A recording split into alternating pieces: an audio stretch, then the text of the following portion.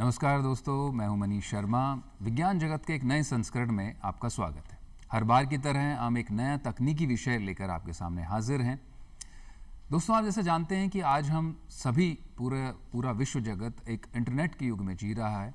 Internet वैश्विक परिप्रेक्ष्य में बात करें तो एक इंटरनेट इकोनॉमी में हम लोग इस वक्त पे हमारा समाज जी रहा है। इससे बहुत सुविधाएं हमें हुई हैं।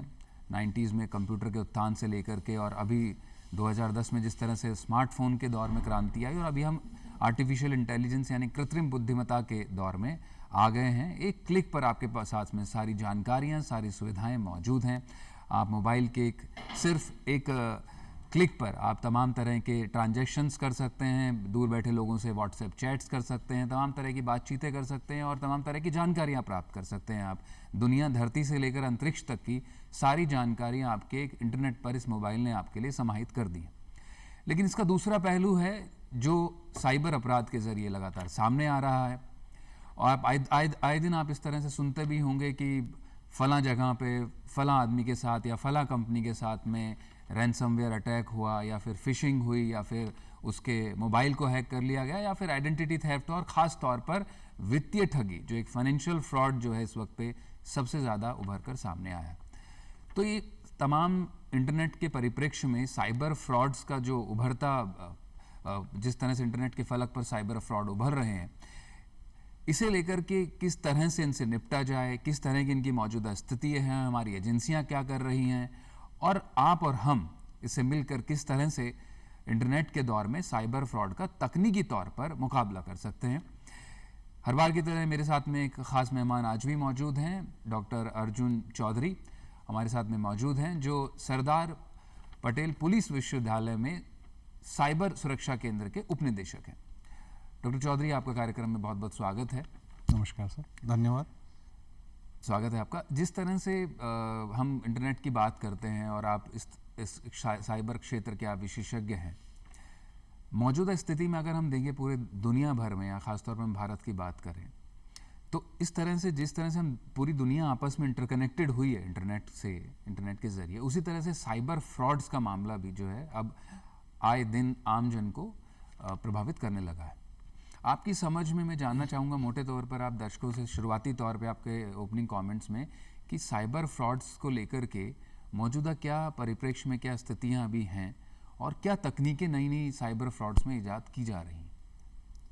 बहुत बेहतर क्वेश्चन है। मैं इसमें बताना चाहूँगा कि आज के युग में जो डिजिटल क्रांति आई है, जब से इंटरनेट को एक कॉमन मैन के पास में पहुँचा दिया गया है बहुत ही कम प्राइस के अंदर। जैसे अगर हम बात करते हैं, India is the 5th country जिसमें इंटरनेट का जो चार्जेस हैं सबसे कम है। तो आज हम देखते हैं कि एक कॉमन मैन जो लेमन है उसके पास में इंटरनेट का रीच है। वो आज अपने मोबाइल फ़ोन, जैसा आपने बताया अपने इंट्रोडक्शन में, मोबाइल फ़ोन के मार्फत वो हर चीज़ कर सकता है। बट चूंकि आज हमने सुविधाएं दे दी है, बट जो उसके रिगार्डिंग जो हमें एक ज्ञान या जो उसको चलाने की जो तकनीक है वो हमें नहीं पता है, तो हम कई बार अमूमन गलतियां कर बैठते हैं। जैसा कि रिजर्व बैंक ऑफ इंडिया है या जो अदर एजेंसीज़ हैं, आपने जैसे वित्तीय जो फ्रॉड्स की बात कही, उसमें मैं देखता हूं कि जो अमूमन फ्रॉड्स देखे गए हैं उसमें जो सबसे बड़ा जो तकनीक जो उभर के आया है वो है कि अवेयरनेस के बारे में ध्यान नहीं होना। सबने मैसेजेस में देखा कि OTP नहीं दिया जाना चाहिए, अपनी जानकारी नहीं दी जानी चाहिए, जो भी हमारी पर्सनल जानकारियां हैं उसको साझा नहीं करें फ़ोन पे या मैसेज के या मेल के माध्यम से। लेकिन हम ये नहीं देखते हैं कि उसको मोड़ तोड़ के उसको नई तकनीक से आपसे पूछा जाता है, which is known as social engineering, है ना। उसमें जैसे हम पुराने समय में कहते थे हम एक ठग या ठगी होती थी, तो उसी माध्यम से आज वो आपको मोबाइल फ़ोन के मार्फत, मेल के मार्फत, SMS के मार्फत आपसे पूछा जाता है। अलग अलग तरीके से पूछा जाएगा। जैसे मैं आपको एक सिंपल एग्जांपल देना चाहूँगा इसी में मद्देनज़र, आपने या किसी भी एक इंसान ने किसी भी एक ई-कॉमर्स वेबसाइट से कुछ चीज़ें ली।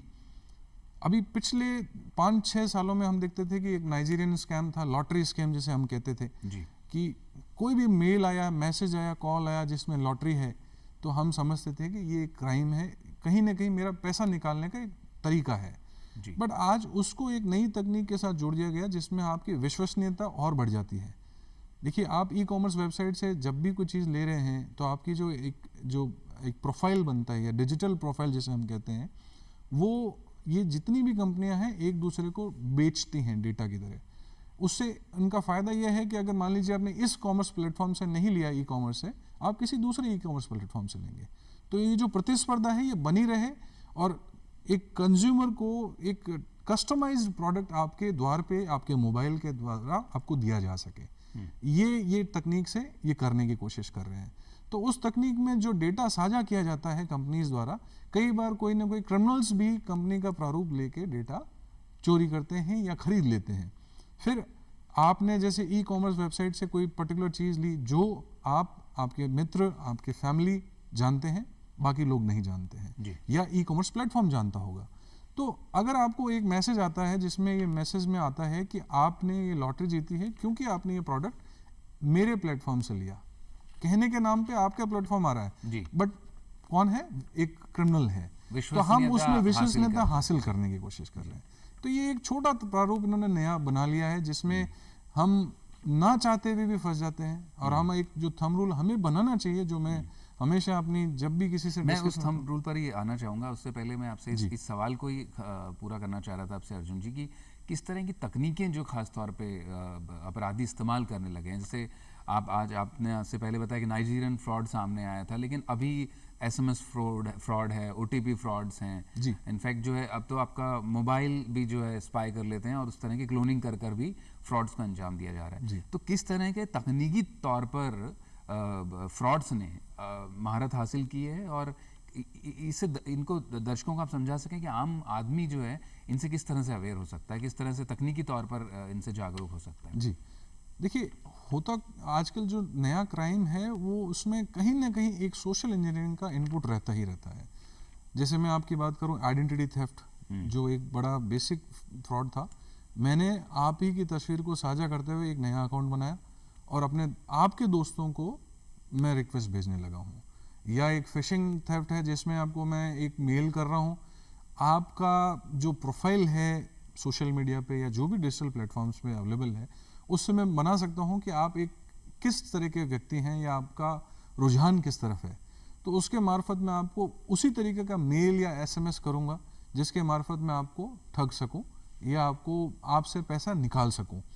जैसा आपने OTP फ्रॉड की बात करी, तो मैं उसमें बताना चाहूँगा कि अभी तक ये था कि आपसे कोई OTP मांगा जाता था या आपसे कहा जाता था कि आप OTP दे दें क्योंकि आपका नहीं तो ये बैंक अकाउंट बंद हो जाएगा या आपकी ये सर्विस बंद हो जाएगी।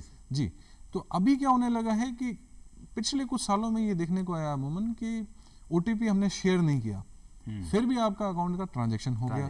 काफ़ी शिकायत आती है। तो इसमें जो विज्ञान जो पीछे छुपा है, जो अमूमन हमने देखा है, इसमें भी कई तरह के प्रकार हो सकते हैं। जो मैं कॉमन जो देहरा मैं उसके बारे में आपको वर्णन करना चाहूँगा। मालवेयर्स आपने सुना होगा, मलेशियस सॉफ्टवेयर्स होते हैं। हम कई बार किसी लालच में, मतलब कारणवश हम क्या करते हैं, जैसे आपके मित्र ने आपको ऑफर दिया कोई OTT प्लेटफॉर्म से जो सब्सक्रिप्शन बेस्ड है, मैं आपको उनको फ्री दिखा सकता हूँ। एक ऐप है जो मैं आपको ब्लूटूथ के माध्यम से या शेयरिंग के माध्यम से आपको अपने मोबाइल में इंस्टॉल कर सकते हैं। तो हम क्या करते हैं कि उस लालच में आके वो एप्लीकेशंस को इंस्टॉल करते हैं। बट एक थंब रूल जो मैं आपको बोल रहा था कि there is nothing like a free in this digital world. कुछ भी फ्री नहीं है इस डिजिटल दुनिया में। तो अगर कुछ आपसे ले रहे हैं, मतलब आपको दे रहे हैं, तो कुछ लेंगे भी। तो वो मालवेयर उसके साथ में जुड़ा रहता है। जब भी आपको OTP आता है, वो इतनी त्वरित गति से उसको रीड करके किसी तीसरे इंसान को भेज देता है और उसको डिलीट कर देता है, उसको रिसाइकल बिन से भी डिलीट कर देता है, ताकि आपको पता नहीं रहे कि आपको कोई OTP आया था। और हम क्लेम करते हैं हमें OTP नहीं आया। उसके अलावा भी ऐसे काफ़ी सारे क्राइम हैं। हाँ, मैं ये इसी सवाल पर आना चाह रहा था कि जैसे आपने फिशिंग का जिक्र किया, आपने OTP का जिक्र किया, किस किस तरह के और फ्रॉड्स अभी बढ़े हैं, मतलब तकनीकी तौर पर बात करें, क्योंकि ये आजकल स्मार्टफोन हर बच्चे से लेकर बुजुर्ग तक की दुनिया का अहम हिस्सा बन चुका है। तो किस तरह के दिन प्रतिदिन के फ्रॉड्स को अंजाम दिया जा रहा है, और आप इसके पीछे का विज्ञान समझा सकें कि किस तरह से क्या आसानी हो गई है इस तरह के फ्रॉड्स को अंजाम देने के लिए, इसलिए ये सब चीज़ों की तकनीकी खासतौर पे अब हम उस तरह से आर्टिफिशियल इंटेलिजेंस के दौर में जी रहे हैं, तो जो इंफॉर्मेशन सिक्योरिटी का जो दावा था, क्या वो अब सिर्फ धता है क्योंकि इस तरह की तकनीक का दुरुपयोग ज़्यादा हो रहा है बजाय सदुपयोग के? तो क्या इस तरह का विज्ञान इसके पीछे आप थोड़ा दर्शकों को समझा सकें? जी बिल्कुल। मेरा ये मानना है कि सिक्के के हर एक के दो पहलू होते हैं। जैसे आपने जैसे बात किया इंफॉर्मेशन सिक्योरिटी धता, तो मैं इसमें ये मानना चाहूँगा कि जो तकनीक बढ़ती है वो तकनीक सबके पास में एक्सेस सबके पास बराबर है। हम कॉमन मैन के पास में भी है, लॉ इन्फोर्समेंट एजेंसीज के पास में भी है, क्रिमिनल्स के पास में भी है। और मैं आपको बता दूं, इतिहास गवाह है, टेक्नोलॉजी का सबसे पहले एक्सटेंसिव यूज़ हमेशा क्रिमिनल्स करते हैं। आपको मोबाइल फ़ोन, जब आपने जैसे अपने जो इंट्रोडक्शन स्पीच में जब बताया, मोबाइल फ़ोन्स का जब उद्गम हुआ तो उसका सबसे पहले उपयोग मैक्सिकन ड्रग कार्टल्स ने किया। हम अभी देख रहे हैं जैसे ड्रोन टेक्नोलॉजी आ गई है, और आज हम रेगुलर देखते हैं कि भारत की सरहद में, मैक्सिको की सरहद में ड्रग्स का जो हो रहा है आदान प्रदान, वो ड्रोन्स के मार्फत हो रहा है। तो टेक्नोलॉजी जो है वो बढ़ रही है। अब इसमें जो सबसे बड़ा जो ड्रॉबैक हम देख पा रहे हैं, जिसकी वजह से क्राइम आम जनता में जो बढ़ रहा है, उसके पीछे है अवेयरनेस। और हम हर बार ये होता है कि जैसे मैं एग्जांपल देना चाहूँगा कि रिजर्व बैंक ऑफ इंडिया ने सिक्योरिटी बढ़ाने के लिए आपके जो क्रेडिट कार्ड या डेबिट कार्ड्स हैं उसमें चिप बेस्ड टेक्नोलॉजी का यूज़ किया और नए कार्ड्स इश्यू किए गए। तो उस जो वो पर्टिकुलर टाइम ऑफ इवेंट होता है उसमें उन्होंने साइंस लगाया। मतलब कि जब ये कार्ड्स जब आदान प्रदान किए गए या बदले गए कॉमन मैन के, तो अब कॉमन मैन को नहीं पता है कि इसके पीछे क्या कारण था, किस वजह से चेंज किया गया। जैसे रिजर्व बैंक ऑफ इंडिया ने अभी बहुत साल भर पहले की बात है, इंटरनेशनल ट्रांजैक्शंस को बाय डिफ़ॉल्ट डिसेबल कर दिया गया। क्योंकि आपको पता होना चाहिए कि आज अगर मैं इंटरनेशनल ट्रांजैक्शन करता हूं तो मुझे अपना OTP शेयर करने की जरूरत नहीं है, मुझे सिर्फ अपने कार्ड की डिटेल्स ले जानी पड़ेंगी।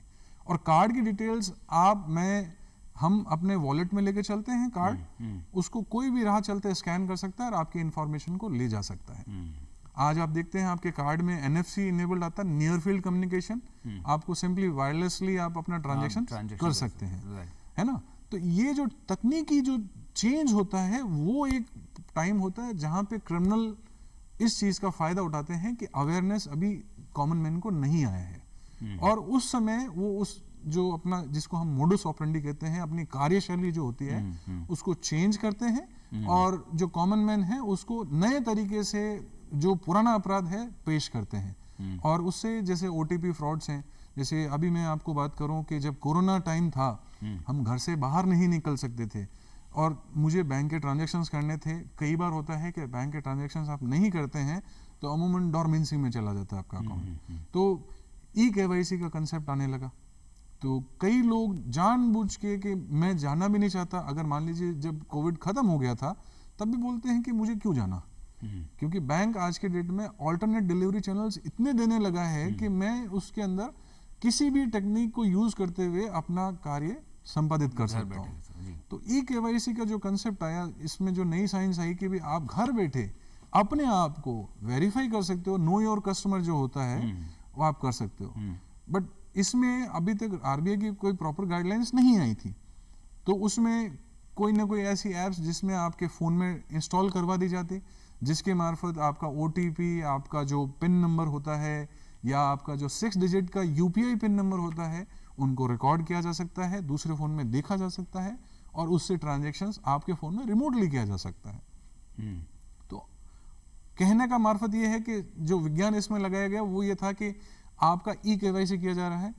eKYC के नाम पे आपको ऐसी एप्लीकेशंस मोबाइल में आपके द्वारा ही इंस्टॉल करवा दी गई जो कि लग रहा है कि ज़रूरत है इस eKYC को पूरा करने के लिए। और इसमें मैं आपको बता दूं, मेरे सामने ऐसे भी एग्जांपल्स आए जिसमें पढ़े लिखे इंजीनियर्स, डॉक्टर्स लोगों ने सिर्फ समय की बचत करने के लिए ऐसे काम किए और इवेंचुअली वहाँ अवेयरनेस नहीं था कि कौन सी एप्लीकेशंस इंस्टॉल करवा दी गई थी, तो मैं उनका क्या यूज़ था। इसी से आपसे एक उदाहरण से ही जानना चाहूँगा कि कैसा आप एक किसी केस स्टडी के जरिए, उदाहरण के जरिए आप समझा सकें कि किस तरह का फाइनेंशियल फ्रॉड, क्योंकि सबसे ज़्यादा जो बिगेस्ट डैमेज जो होता है वो लोगों को फाइनेंशियल फ्रॉड से होता है। तो किस तरह का फाइनेंशियल फ्रॉड को अंजाम दिया गया इस तरह की तकनीक के जरिए, और क्या उसमें चूक हुई और किस तरह से लोग अगर इस तरह का उदाहरण जान करके वो खुद कैसे सतर्क हो सकते हैं? जी देखिए, मैं एक एग्जांपल लेता हूँ। ये फिक्टिशियस कैरेक्टर्स बना के चलेंगे क्योंकि अनोनिमसिटी बना के रखनी चाहिए किसी की भी। एक इंजीनियर के पेरेंट्स के पास में कॉल आया कि आपकी जो केवाईसी है आपको अपग्रेड करनी थी, आपने 6 महीने से केवाईसी सबमिट नहीं की है, तो आपका अकाउंट ब्लॉक किया जाएगा। अब ये जब मैसेज आया तो बच्चे ने देखा कि ये मैं कर सकता हूँ ई केवाईसी के मार्फत, तो मैंने सिंपली लिंक पे क्लिक कर दिया जी। अब क्लिक किया तो मुझे एक वेब ब्राउज़र में ये दिखाया गया कि आपका कैमरा ऑन है, आपका माइक्रोफोन ऑन है और आप स्क्रीन के सामने बैठे हैं, और उधर से एजेंट आपको बोलते हैं कि प्लीज़ आप अपना कैमरा और माइक्रोफोन में ये पढ़ें, आप ये इंसान है, आपने ये वेरीफाई कर दिया। उसके बाद में वो कहते हैं कि सर एक और आपको उसमें इंस्ट्रक्शंस के लिए, जैसे ऐसे सॉफ्टवेयर्स हैं, मैं मतलब उनको एंडोर्स नहीं कर रहा हूँ, बट चूंकि बताना ज़रूरी है यहाँ पे, एनीडेस्क या टीम व्यूअर जो रिमोट लॉगिन या रिमोट व्यूइंग के लिए यूज़ किए जाते हैं, जो कि अमूमन हम आईटी इंडस्ट्री में यूज़ करते हैं, जो कि क्रिएटिव के लिए यूज़ हो रहे थे, अब उनका यूज़ किया जा रहा है डिस्ट्रक्टिव वे में। तो उनके मार्फत आपके फोन में वो उनको इंस्टॉल कर दिया गया। अब आपको वो बैकग्राउंड में चल रहा है और स्क्रीन पे जो भी आप कुछ कर रहे हैं, वो कह रहा है मैं आपसे कुछ नहीं कहूँगा, आप सिर्फ ₹1 का ट्रांजेक्शन करें किसी के खाते में और उससे आपका ई केवाईसी हो जाएगा। अब आपने जैसे ही अपना यूपीआई का पिन नंबर डाला, वो रिकॉर्डिंग और साथ साथ में दूसरे के मोबाइल में साफ साफ दिख रहा है। तो नेक्स्ट टाइम में आपके फ़ोन में उस रिमोट एप्लीकेशन के मार्फत किसी भी अकाउंट्स में ट्रांजेक्शन कर सकता हूँ। ठीक है। उसके अलावा जैसे एक और बेसिक क्राइम था, उसमें हम सब अभी देख रहे हैं यूपीआई का जो है वेरिफिकेशन होता है सिम के मार्फत। तो अभी क्या हो रहा था कि हम हमेशा वेरिफिकेशन जब भी करते हैं वो ऑटोमेटेड होता है, बैकग्राउंड में चलता है, बट कुछ जो मोबाइल्स के वर्जन्स हैं, एप्लीकेशंस के वर्जन्स हैं, उनमें क्या होता है कि मैसेज एक स्पेसिफाइड नंबर पे आपको भेजना रहता है, जो आप जब तक नहीं भेजेंगे वो मैसेज नहीं जाएगा, और वो प्रूव करता है आपकी आइडेंटिटी, आपके सिम की आइडेंटिटी। तो उसके मार्फत आपके फ़ोन में उस यूपीआई का अप्रूवल हो जाता है कि हाँ ये यही पर्सन है जिसका ये अकाउंट है। तो इसमें इस केस में क्या हुआ कि एक पर्सन ने अपना कुछ पिछड़ा ट्रांजैक्शन था जो कि एक पर्टिकुलर ऐप के अंदर उनको डालना था। गूगल पे इन्होंने सर्च किया सिंपल कि मुझे कस्टमर केयर नंबर मिले। अब यहाँ देखिए फिर से सोशल इंजीनियरिंग फ्रॉड आया। साइंस क्या लगी, गूगल हमेशा आपको सजेशंस दिखाता रहता है कि भाई कस्टमर नंबर ये है, ये हो सकते हैं संभावित सजेस्ट एंड एडिट, आप उसमें आता है, आप सजेस्ट कर सकते हो एडिट। तो ये क्राउड सोर्स बेस्ड है, मतलब जितने लोगों ने उसको अप्रूव किया, उसको एंडोर्स किया, नंबर वही मान लिए जाते हैं। तो मैं अपना नंबर, अगर मैं क्रिमिनल हूं, मैं अपना नंबर वहां डालता हूं। तो अब जब भी मिस्टर एक्स कंपनी या एक्स कंपनी की बात करते हैं तो वो कस्टमर केयर नंबर दिखता है जो कि एक क्रिमिनल का नंबर है, और वो बोलेगा हेलो मैं एक्स कंपनी से बोल रहा हूँ और आपकी मैं क्या सहायता कर सकता हूँ। तो अगले इंसान ने बोला कि मेरा कुछ बकाया था, मैं देना चाहता हूँ। तो उन्होंने कहा कि सर अभी एक स्कीम चल रही है, आप अपने आप को वेरीफाई करेंगे तो आपको ये करने की जरूरत नहीं है, पैसा देने की जरूरत नहीं है, आपका पैसा माफ कर दिया जाएगा। अच्छा।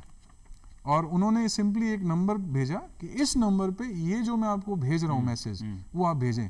और वो आप देखते हैं इनक्रिप्शन एक टेक्नोलॉजी है जिसमें हम क्या करते हैं कि जो डेटा भेजा जाता है वो जिब्रिश सा लगता है, और वो जब वहां जाता है तो वेरीफाई करता है कि हाँ ये यही इंसान है। तो आपका अकाउंट मैंने आपके मैसेज के द्वारा मेरे मोबाइल एप्लीकेशन में इंस्टॉल करवा दिया। अब मैं उसी यूपीआई का वल्नरेबिलिटीज को यूज करते हुए ट्रांजैक्शंस कर सकता हूँ। तो ऐसा कई मतलब कमियों की वजह से, जानकारी के अभाव में, अवेयरनेस के अभाव से हम कई बार फाइनेंशियल फ्रॉड्स के शिकार हो जाते हैं। मैंने आपको 2-3 तरीके बताए, ऐसे इनॉर्मस हर दिन नए, जैसा ही टेक्नोलॉजी में कुछ चेंज परिवर्तन आता है, जैसे अभी यूपीआई लाइट की बात करने लग गए हैं हम, तो यहाँ ना ही ना कहीं कुछ ना कुछ नया फ्रॉड जनरेट हो रहा है। आज के डेट में एक नया क्राइम उभरता हुआ आया है कि रिफंड पेमेंट गेटवे से रिफंड कराने का जो है एक नया क्राइम डेवलप होने लगा है।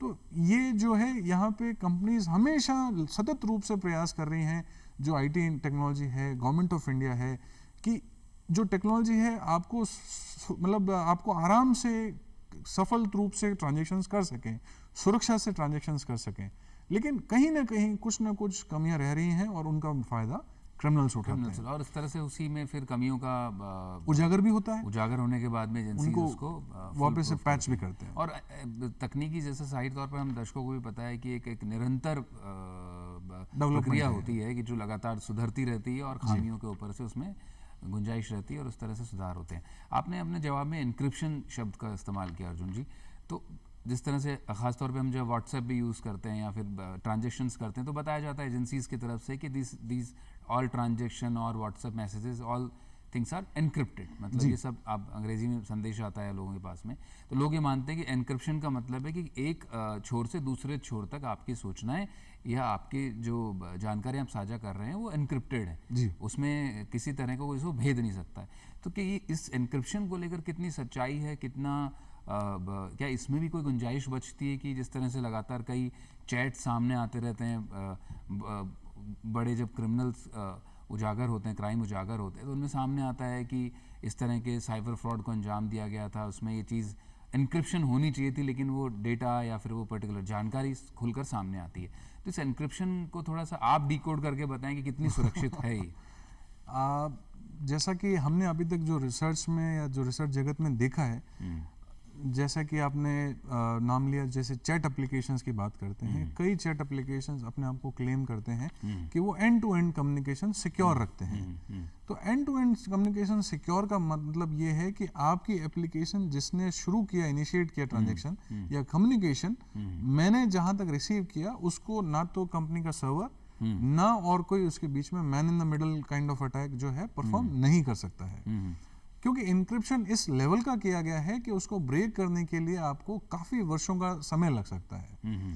अभी एक नया टेक्नोलॉजी उसमें आने लगा है which is known as quantum computing. उसमें ये पॉसिबिलिटीज बन सकती हैं, लेकिन अभी तक जो स्टैंडर्ड्स फॉलो किए जाते हैं, there are variety of agencies जो कि इंक्रिप्शन के स्टैंडर्ड्स बनाती हैं।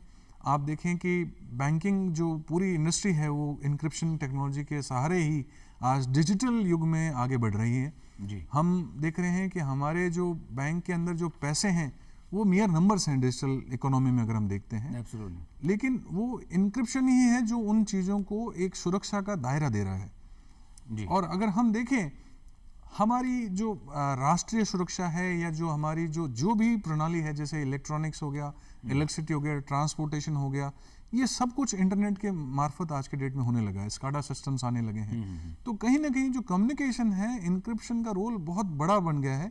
जब इंटरनेट शुरुआत हुआ था, जो सर टिम बर्नर्स-ली ने जब इंटरनेट के लिए वेबसाइट का जब आविष्कार किया था, जिसे हम कहते हैं, तो उन्होंने सिंपली यही कहा था कि ये एक साझा करने का एक नया आयाम होगा, लेकिन आज प्राइवेसी और सिक्योरिटी एक उसमें एक बहुत ही ज़्यादा जरूरत बन गई है हमारी। मैं अब हम कार्यक्रम के आखिरी पड़ाव पर है, मैं आपसे जानना चाहूँगा अर्जुन जी कि किस तरह से आम उपभोक्ता या आम उपयोक्ता जो यूज़र जिसे अंग्रेज़ी में कहा जाता है, वो इन साइबर फ्रॉड्स में ख़ासतौर पे OTP फ्रॉड या फिर आपके साथ में जो ये आइडेंटिटी थेफ्ट या फिर क्लोनिंग, कार्ड क्लोनिंग खासतौर पे आजकल बड़ा सुनने में आता है कि मैंने फलां जगह पे कार्ड से ट्रांजैक्शन किया था और बाद में संदेश आया कि मेरे पास ज़्यादा पैसे निकल गए, या फिर मैं घर पे था लेकिन मेरा जो है कार्ड स्वाइप करके ट्रांजैक्शन। तो किस तरह के मोटे तौर पर एक मतलब जो आम उपयोक्ता है, यूज़र है, वो तकनीकी तौर पर क्या अपने प्रावधान कर मोबाइल में, लैपटॉप में, अपने गैजेट्स में अपने इंफॉर्मेशन सिक्योरिटी को ज़्यादा मजबूत कर सकता है, अपने डेटा को कैसे बचाव कर सकता है? गवर्नमेंट ऑफ इंडिया ने काफ़ी सारे ऐसी इनिशिएटिव्स लिए हैं।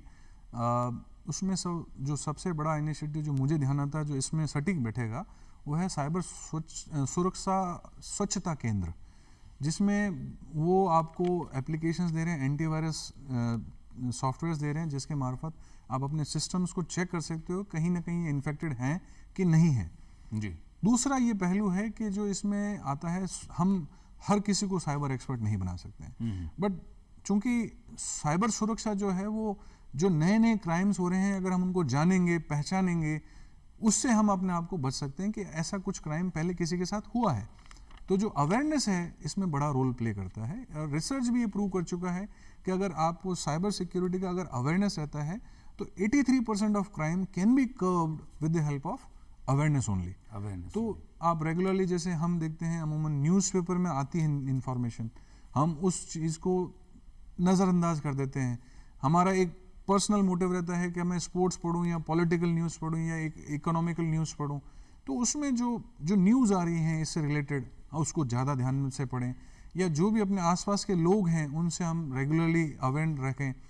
गवर्नमेंट ऑफ इंडिया ने मिनिस्ट्री ऑफ होम अफेयर्स से 1930 एक हेल्पलाइन नंबर भी शुरू किया है, जो कि फाइनेंशियल फ्रॉड्स को रोकथाम करने में बहुत ही उपयोगी कारगर हो रहा है। और मैं आपको बता दूं, पिछले 2 साल में 630 करोड़ रुपया जो है रिवर्स किया गया, जिनके जो विक्टिम्स है, और ऐसे फ्रॉड से बचाया जा रहा है, जो गवर्नमेंट ऑफ इंडिया का बहुत बड़ा। और जागरूकता की बात की, आप खुद एक पुलिस विश्वविद्यालय से आते हैं, तो किस तरह के काम शिक्षा जगत में खासतौर पे, क्योंकि इन सब चीज़ों से शिक्षा से ही बचाया जा सकता है, जागरूकता से बचाया जा सकता है, और वो सब इस तरह की एजेंसीज और यूनिवर्सिटीज़ बड़ी मदद करती है। तो आपकी यूनिवर्सिटी इस दिशा में किस तरह से कदम ताल कर रही है, पुलिस यूनिवर्सिटी, इन सुरक्षा उपायों को साइबर इंफॉर्मेशन सिक्योरिटी में?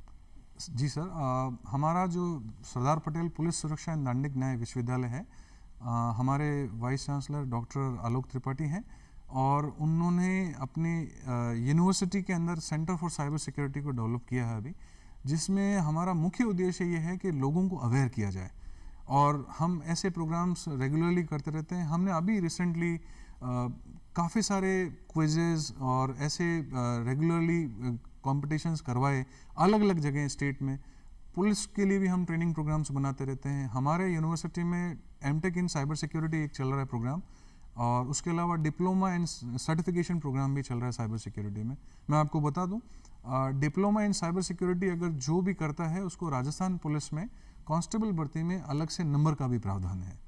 ऐसे काफ़ी प्रोग्राम्स अलग अलग विषयों में हमारे यहाँ पे चल रहे हैं, जैसे क्रिमिनोलॉजी के अंदर पुलिस एडमिनिस्ट्रेशन चल रहा है, क्रिमिनल लॉ का LLM चल रहा है। रिसर्च के अंदर हम रेगुलरली, जैसे सेंटर फॉर साइबर सिक्योरिटी ने पिछले 3 साल में कम से कम 10 ऐसे रिसर्च पेपर्स को पब्लिश किया है जो इस फील्ड में वाकिफ़ात रखते हैं, और हम लगातार सतत कोशिश बनाए रखते हैं कि ऐसा कुछ भी नया क्राइम होता है तो हम अपने जो सोशल मीडिया हैंडल्स हैं उनमें डालें, और लोगों को और सभी जो जागरूक लोग हैं उनको और इस बारे में अवेयर करें। तो जिस तरह से देखा आपने, डॉक्टर अर्जुन चौधरी ने बताया कि किस तरह से साइबर सुरक्षा के विभिन्न नए तकनीकी आयाम अभी उभर कर सामने आ रहे हैं, और किस तरह से आम जनता, आप और हम, किस तरह से तकनीकी रूप से उस विज्ञान को ध्यान में रखते हुए बचाव कर सकते हैं। तो कार्यक्रम में बस साथ इतना ही। डॉक्टर अर्जुन, आपको बहुत शुक्रिया, आपने दर्शकों को तमाम तरह की जानकारियों से रूबरू कराया। विज्ञान जगत के अगले संस्करण में फिर हाजिर होंगे किसी एक नए विषय के साथ में। तब तक के लिए दीजिए इजाज़त और देखते रहिए DD राजस्थान। नमस्कार।